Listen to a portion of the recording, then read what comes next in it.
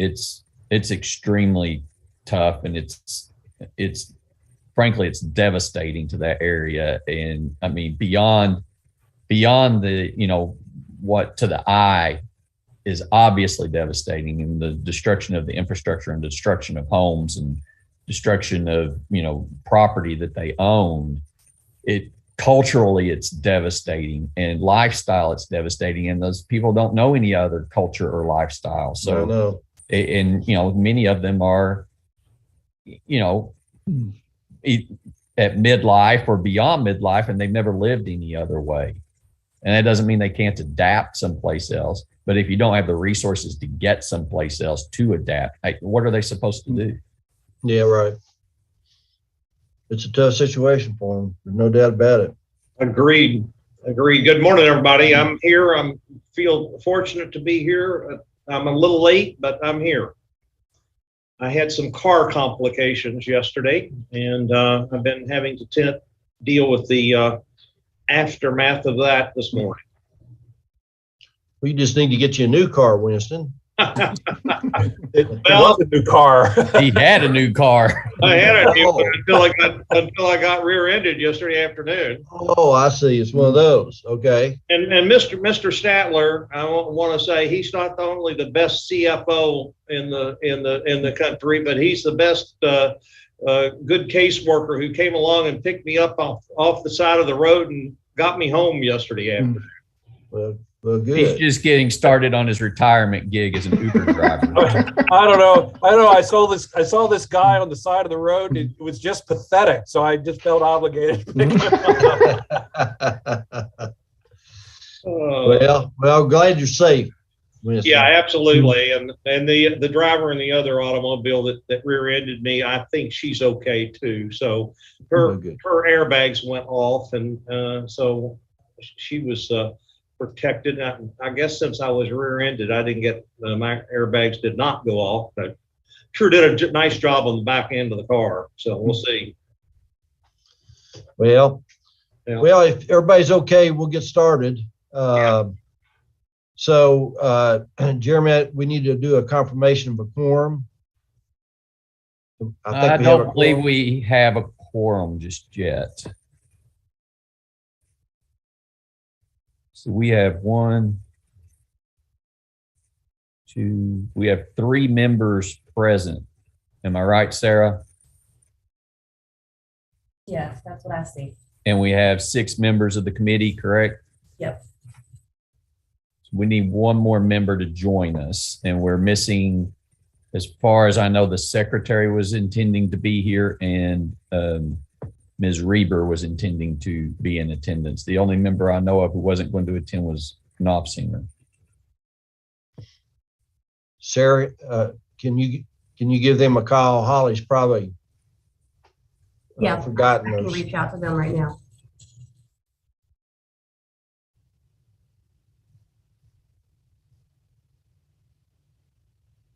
Is Sarah calling Susan?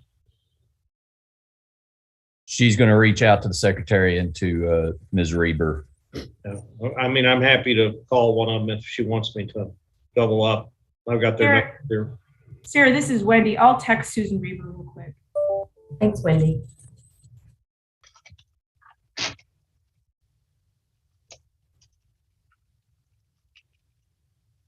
So, Winston, before you joined us, I was telling Jeremy I'd heard from we'd helped stuff a school bus up here with and one of my friends drove it down there, and he was telling me when he got back that they're having a real problem with FEMA about is FEMA going to let them build back in those flood prone areas, and I guess it's a real issue down there. It is a real issue. I mean, I don't know what the solution is to the issue, and I know it's being. I mean, it's I believe that a good number of the cabinet level folks of the state government are aware of the problem. Wendy and I have been joining in at 4 o'clock each afternoon a call that basically consists of the cabinet secretaries, emergency management people, and a lot of other people that are instrumental in the recovery efforts down there. And so we're hearing reports of some of those issues. Winston, let me ask you, I saw an article in the paper that said there were a lot of denials from FEMA in Western Kentucky. What created that problem? There were a lot of. The governor was really upset about the denials that had happened by FEMA in Western Kentucky after the tornadoes. Right. What created those denials? Was there any specific issue?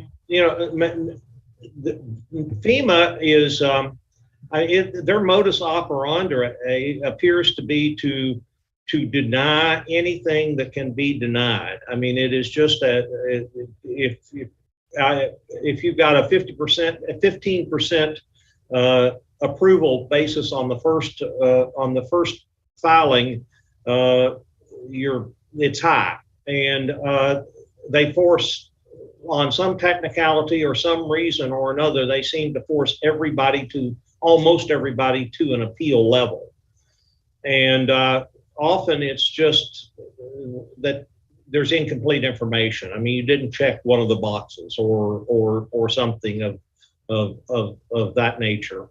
I don't know that I've heard that there is a pattern other than to deny. If there's a way to deny, I don't know if there's a pattern of the basis of denial. Wendy, do you know more than I? I know that they, this is an off the record bit of information we were given by people involved with disaster response, which is that to some extent, FEMA's MO is to approach it like a health insurance company and to deny first and wait for the household to appeal and then consider maybe giving them assistance. And they kind of look for any reason. Missing documentation, which, as you can imagine, is a huge issue for households affected by disaster, or any other little small thing that might be a technicality that can deny them, and that appeals are really essential. We've let a bunch of our nonprofit partners know that this is often the path that it goes, and ask that they engage the legal aid organization active in Appalachia to help families where needed.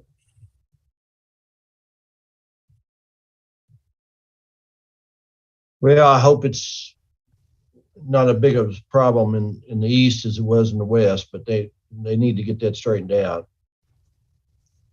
Well, there's certainly a concern that it will be as much of a problem, and I know it's being talked about. I assume that, Wendy, I wasn't on the entire call yesterday afternoon, but the impression I had is from the bits and pieces that I heard was that there were discussions between Kentucky EM and FEMA about the denial rate and about what a problem that created, particularly in East Kentucky, where you have a lot of unsophisticated folks who are going to take a denial as being a no and not really think that they have the capability of pursuing an appeal.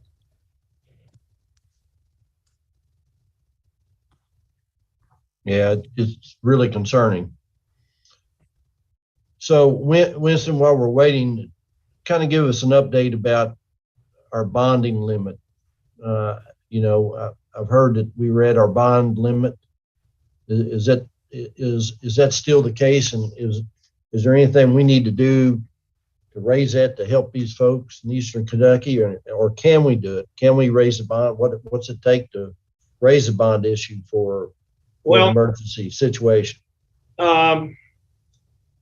In terms of tax exempt bonds, I mean, there's a little bit of a need for a history, and Jeremy could give us that history better than I, but I'll try to give a shorthand version of it. He can supplement it. If you look at the use of tax exempt bonds, the reason people want them is not so much because of the difference in the savings on a tax exempt bond versus a taxable bond, but the tax exempt bonds come with a 4% tax credit, which is the equity that the developer can get to make the deal go. And they're complicated because in order to get the 4% credit and use the bonds, you've got to finance at least 50%, 51% of the cost of the construction of a project using bond money. Just the federal law on the matter. Bonds, tax exempt bond authorizations come to the states based upon population, and then the states have mechanisms for allocating the bonds to projects internally. There is a statute in Kentucky that prescribes the manner in which and the procedures by which and the authority by which those bonds get allocated. And so there's not a lot of discretion in the process. It's a fixed amount. It comes to the state. It's got a method for being allocated. And then it becomes dependent upon whether or not you have other people other than ourselves and the Kentucky Higher Education Authority coming in to attempt to get bonding authority for industrial development, economic development projects. Sometimes you do and sometimes you don't, and that will affect the amount of bonds that are available to be allocated in any given year. So once it's determined what's available, then we get an allocation, and the folks at the Higher Education Authority have been good to us recently in that they've not been in need of their full bonding authority for the way they're financing their affairs. And so they've actually reallocated some of that bonding authority to us, which has given us more bonding capacity than we've had in the past. And it's the thing that has really happened of recent is that it's become a much more popular mechanism for financing affordable housing projects. So the good news is we got more projects in line than we've historically had in line to get the financing. But we're trying to do some things short term internally to reallocate some of the bonding authority that we have. And I believe that we're going to be able to meet the crunch that you and I talked about some weeks ago, that we thought we might not be able to meet the crunch. In other words, we think we can fund the projects that need to be funded this year. We think we'll have enough bonding authority next year to fund the projects that are in line. But the impact of this is that it's simply, we shut off the getting in line process, so that people that maybe were thinking about but had not yet gotten in line for bonds now have been told, it may be another year or two before we're able to open up the line again, deferring the process. I don't know if it's a long, complicated answer, but I hope that helped. Well, yeah, it is a complicated situation. Jeremy, go back on the quorum. I'm seeing where Susan can't join and they can't get a hold of Holly. Yeah. So I'm not sure what you want to do at this point. Without one of them joining, we won't have a quorum. Does anybody have Holly's cell number that we can text her? I thought I had it, but I don't have it. If we could text her and remind her, I'd say she's just probably really busy. The other thing, Jeremy, let me ask you, can we do this by unanimous written consent from the executive committee if we don't get a quorum? I have never done that before. I will need to do some research on whether we can do that. I do it all the time here, but I don't know if you can do it at your agency. So open meetings are a little more complicated sometimes. Yeah. I know.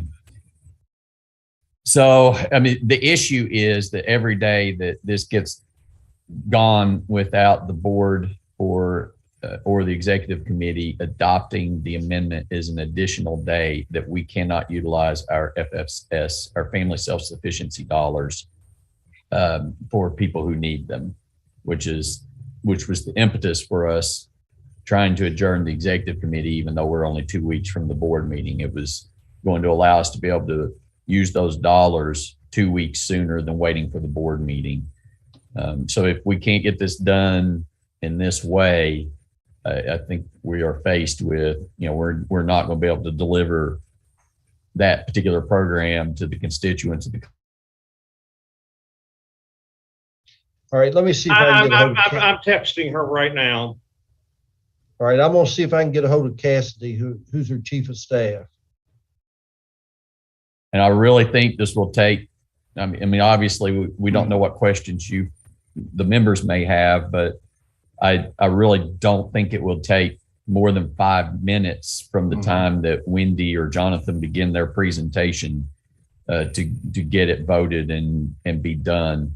We do have to have the minutes from the last meeting approved, so we'll have that item. So I don't think it would take more than 15 minutes in total, and I feel like that's a very conservative on the side of making sure that I'm maximizing the time of the members. I just texted her and I'm not getting a response yet.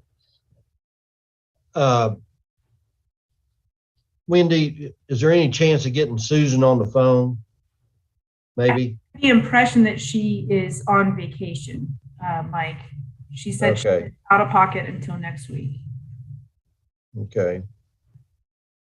Either on vacation or out in Eastern Kentucky. I just don't know. Does anybody have Cassidy Cannell's cell number? I thought I had it in my phone, but I don't. That's her chief of staff. She'll go get Holly if I can get a hold of her. She's done that for me before.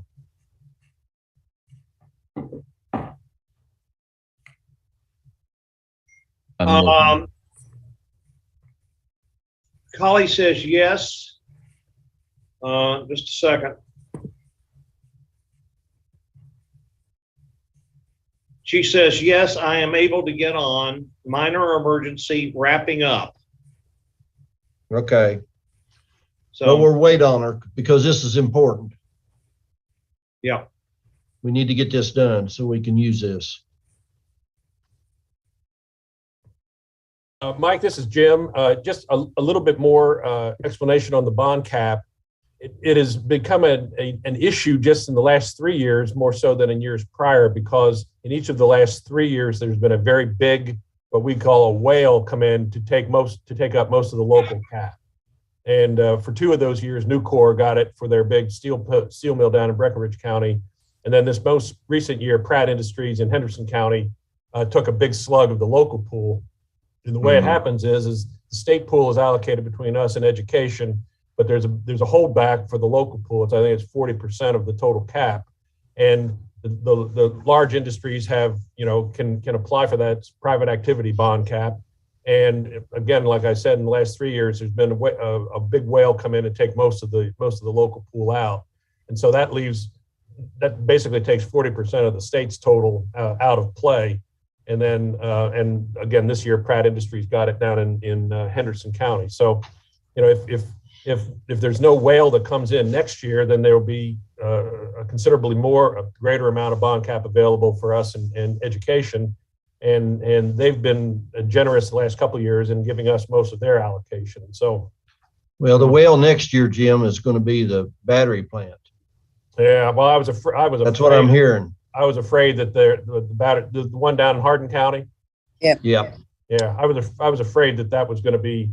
I was kind of surprised Nucor came back for its second helping 2-3 years ago. So, but Kieslick's worked pretty well with us the last couple of years, and then I've worked with Sam, who allocates the cap internally, works for and reports up to Jeremy, and we think we've got the immediate crunch resolved by reallocating a little bit of the cap between his projects and the mortgage credit certificates that we use for home ownership. So, well, that's good work on your all's part. But it is taking out of like Jeremy said that we've essentially closed the application portal, so to speak, on new projects because we're pretty full up.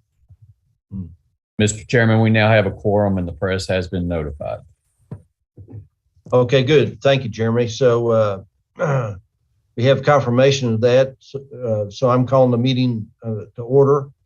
And so then I guess the next step, Jeremy, you just took me out of my agenda. I guess the next step is we need to approve the minutes from last approve the minutes. Okay. So has everyone had a chance to look over these minutes? Yes. Okay. Do I have a motion that we adopt those minutes? So moved. It's Gail. Okay. Thank you, Gail. Do I have a second? Steve will make a second motion. Okay. Thank you. So we have a motion and a second. All in favor signify by saying aye. Aye. Opposed, like sign. Motion carries.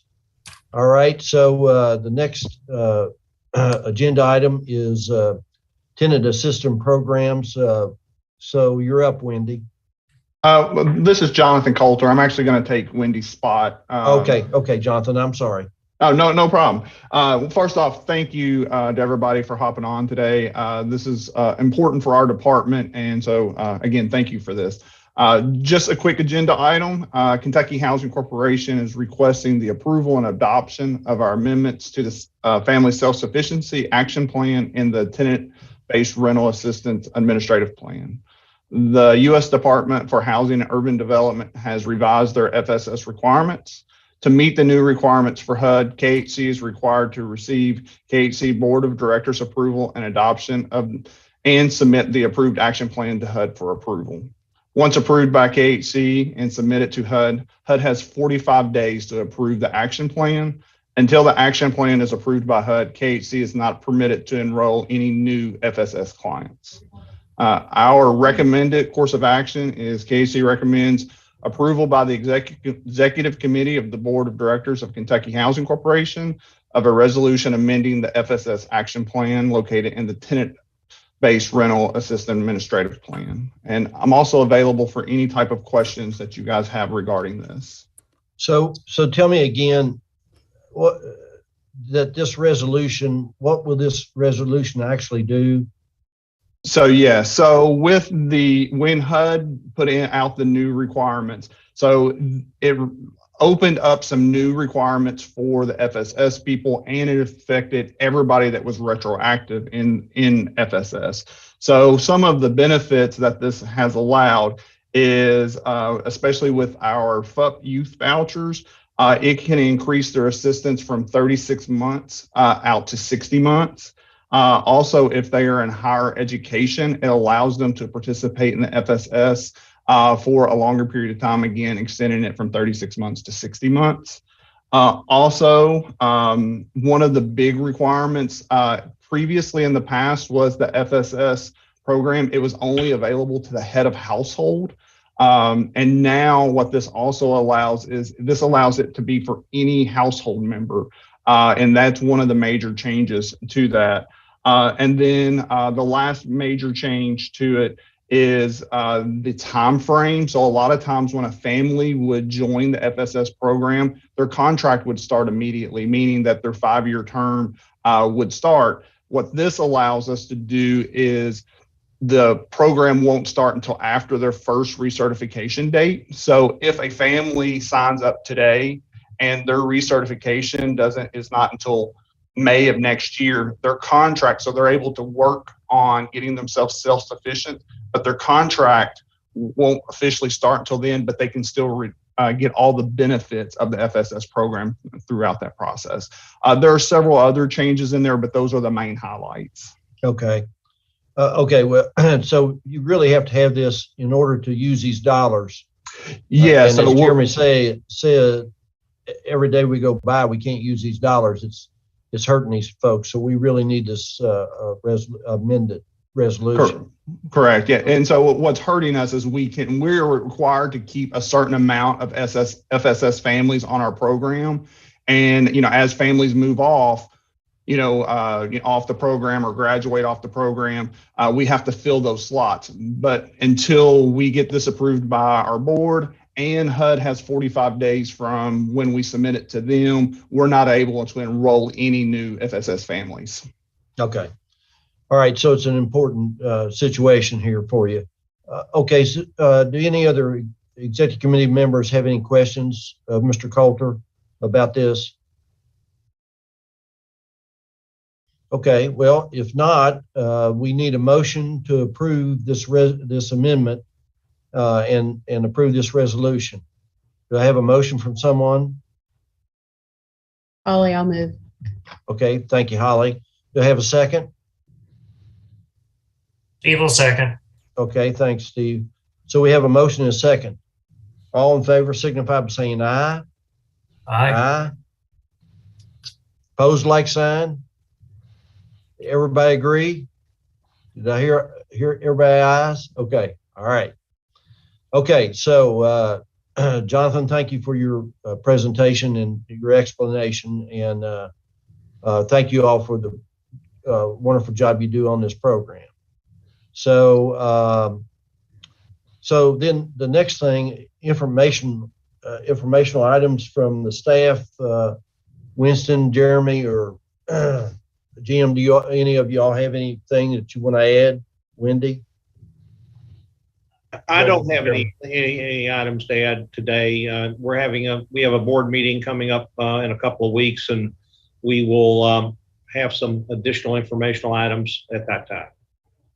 So, Winston, you gave us a pretty good explanation of what was going on in Western and Eastern Kentucky, before the meeting. So, do any committee members have any questions about KHC's involvement in Western or Eastern Kentucky, or anything that the staff wants to add about that? And Wendy, I do have one question of you. Do you homeless? The paper reports somewhere between 8 to 11,000 people were homeless. Has that included? Have they included your all's group in getting federal funding to help them, or is that completely up to FEMA? Well, it's a mixed answer, Mike. That number seems really high, but I will say I do not have any strong set of numbers, but the number that's in shelter right now is somewhere between 500 and 600, I think, in terms of Red Cross and Kentucky Emergency Management and state park shelters. But it doesn't mean there aren't far more people doubled or tripled up with families. So here's where we are right now with our homeless programs. We have reached out this week to the Red Cross and state emergency management, because if they identify that a household was homeless or what's called precariously housed before the flood, then they're not eligible for FEMA assistance. That is inexplicable to me, but it is true, because FEMA just helps you with what you had before the disaster. So we want to get in there and reach those families in particular with our existing homeless programs. In Eastern Kentucky, unlike in Western Kentucky, we have the advantage of having a good number of very strong housing partners. We have at least 4 really strong homelessness partners and an even higher number of partners who build houses and rehab houses and do economic development and other kinds of projects. So that is, if there's it's not a silver lining, but it's a good thing we've got going for us, is an infrastructure of really capable partners in Eastern Kentucky. So we are meeting with those homeless partners. It's either tomorrow or early next week to talk with them about how we get them into the disaster sheltering early to be able to reach people who will be categorically excluded from FEMA help. Okay.